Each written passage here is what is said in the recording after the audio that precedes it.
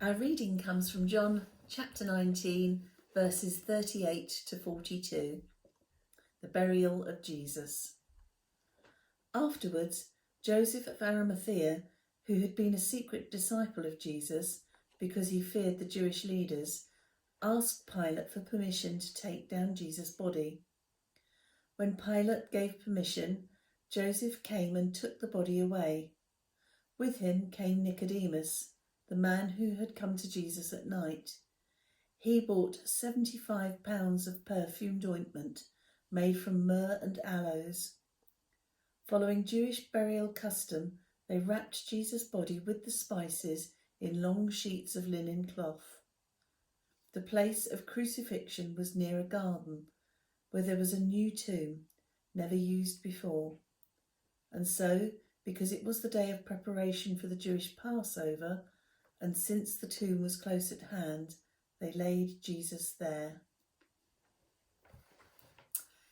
Every year, when we read the crucifixion story in whatever version of the Bible we choose, we read it knowing the end. We know what the outcome of the story is.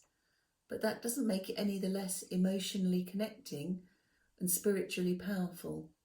It's a bit like sitting down to watch a favourite film or a programme that we've seen before. We still become engrossed in the plot and the characters that we see before us.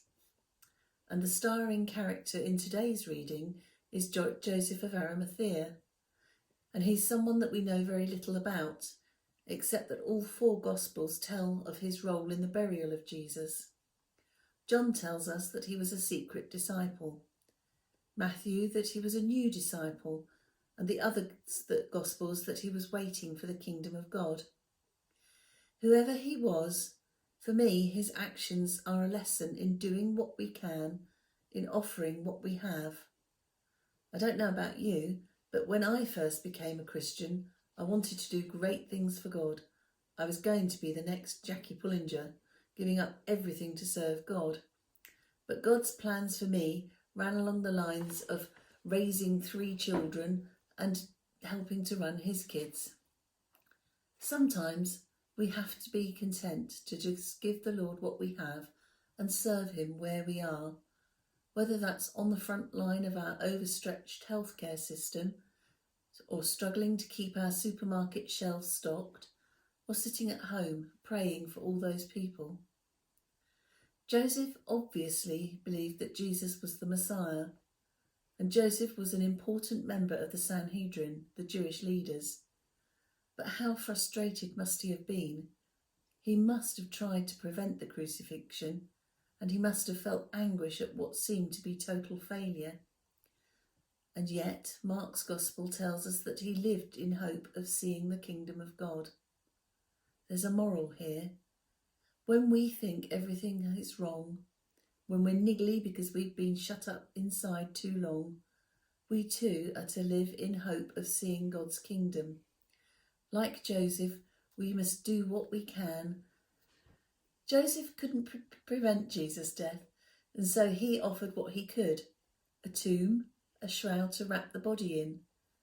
And in doing this, he treated Jesus as if he was one of his own family, even though it meant he would become ritually unclean and unable to celebrate the Passover in the normal way. And it puts me in mind of some of the other stories from the Gospels, like the story of the boy and the 5 loaves and 2 fishes. An insignificant and seemingly paltry offering when there were 5,000 people needing feeding. But Jesus transformed that small gift into something so powerful and far-reaching that it was beyond the understanding of the giver. And there were others who gave what they could: Mary with her expensive perfume, and the widow with her mite. We may feel restricted here in these difficult times, unable to do what we think God has called us to do. But like Joseph, we need to learn that when we do what we can, when we offer our seemingly unimportant life to God, he will use it to transform our world in ways we can't begin to imagine. St. Ignatius said, "There are very few people who realise what God would make of them if they abandoned themselves into his hands. and let themselves be formed by his grace. The Methodist Covenant Prayer says, I am no longer my own but yours. Put me to what you will. And let me be employed for you or laid aside for you. So let's ask God now for the grace to trust ourselves and our lives, whatever they are, to God's love and plans. Father, in these strange times, it's hard to know what it is you're calling us to do. Help us to see our calling clearly, to see the needs of our neighbours and those of each person that we speak to, and to see what it is that we can do. Help us to accept your call when it seems lowly and unimportant, and to trust that you will use it to glorify your kingdom. Strengthen those of us for whom that calling is testing, and give them rest. Because as the prayer of covenant finishes, you are ours and we are yours. Amen.